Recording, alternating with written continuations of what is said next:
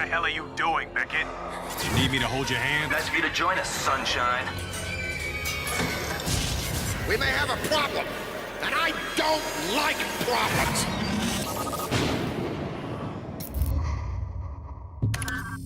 Our target is Genevieve Aristide, president of Armacam Technology Corporation. I want this by the book and book up free. You assured me the situation had been contained. All right, Beckett, stay sharp. I'm counting on you.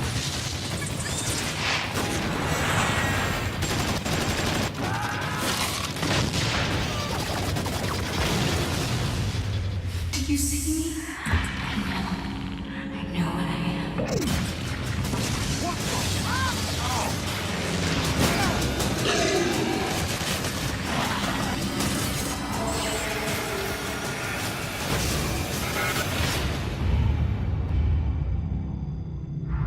You have a date with Destiny, Sergeant Beckett.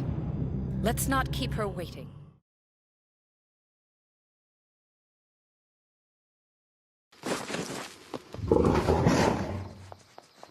LaRoche! You here?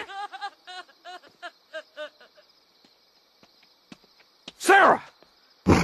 Sarah! It was so horrible.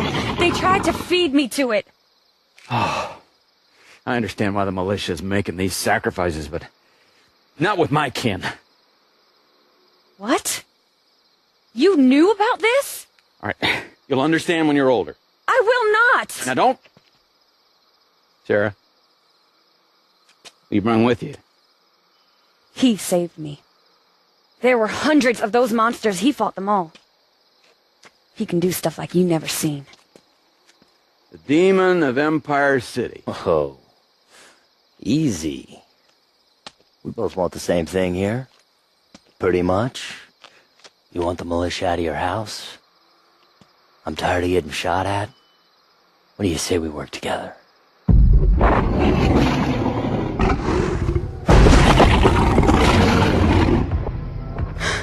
It's here! Hey, look, you don't have to prove that you're brave. That thing's too damn big. Yeah. Even for you. Yeah. Do what I'm doing. Run! Here we go.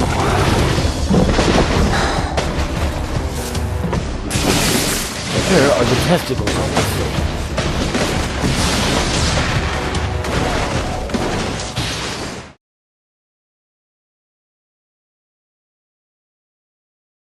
Hi guys, it's Kim here, and I'm with Eric Studer, who's the senior design producer for Murdered Soul Suspect. Hello. Howdy.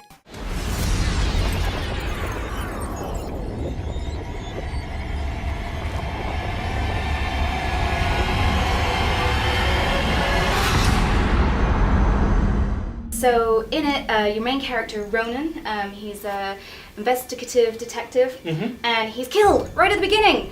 Oh no! What a way to begin a game. Yeah. So the idea is he's investigating his own murder.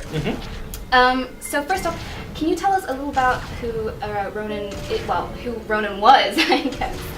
Well, Ronan's got quite a storied past, and where he comes from, who he is, the way he looks, the way he dresses, all of that comes into play as far as the storyline is concerned.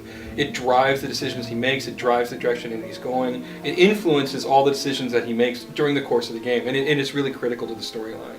So he was quite a good detective when he was alive, and there are story reasons for what gave him that sort of critical edge. Being a ghost is definitely a double-edged sword. He can't just go around and interact with objects, pick them up and sort of turn them around in his fingers like a regular detective could. So he's obviously bound by that limitation, but it's freeing in a sense because as a ghost he can do things like possess human beings, and he can't actually control the human being, but he can see through their eyes, he can hear through their ears, he can influence their thoughts, which gives him the ability to discover things that a living detective would never be able to find out. You can learn really interesting things when you can read the mind of a suspect. What we saw in the demo just now, you could, as you said, you could possess people, you could influence their memories. What happens when you gather all the evidence from the scene of a crime? Like, what happens next? Any detective, once they feel like that they've got enough information, they try to piece it together. They try to figure out what their next steps are. And investigations in Murdered are very similar to that. We want the player to explore the crime scene, figure out everything that they think they need to know, and then make a deduction based on that. And we actually visualize that in a very specific presentation. We have a couple of varieties of it where you're trying to find the right pieces, when you're trying to put things in chronological order.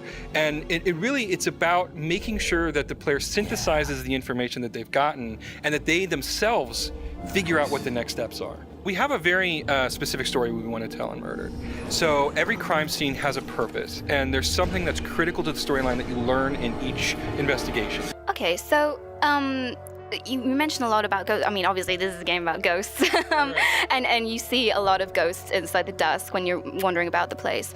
So, is this a scary game? Is it a horror game? Would you classify it as that? There are going to be scary moments, but I wouldn't classify it as a horror game. We're not trying to do a lot of cat in the closet scares. We're not trying to scare people unnecessarily. It really is about how would you solve a crime when you are the victim of that crime. And we want to leverage the ghostliness of Ronan, the character, to aid him in investigation and kind of put a different spin on sort of solving crimes in that context.